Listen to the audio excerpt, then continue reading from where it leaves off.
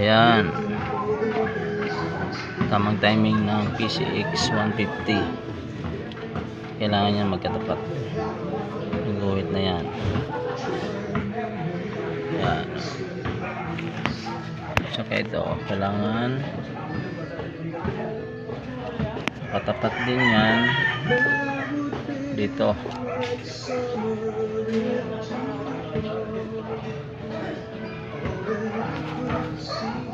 Ayan. Saka doon sa likod meron pa yung timing.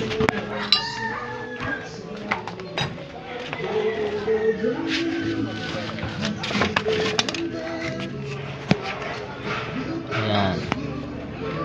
Ayan o. Bali tatlo ang timing ng PCX 150i.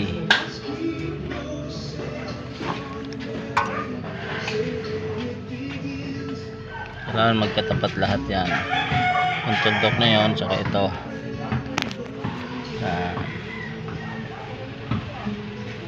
Saka yung rocker arm, kailangan meron siyang clearance.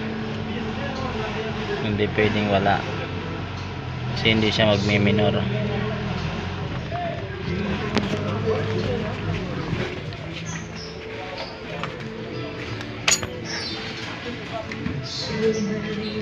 Ayan.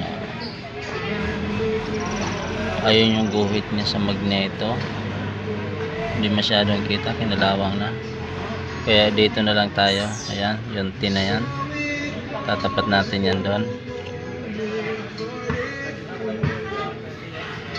Saka importante ito, kailangan sa tamang position din.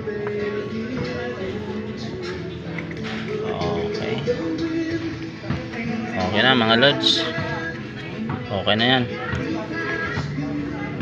Aandar na lang yan, tatakpan na natin yan.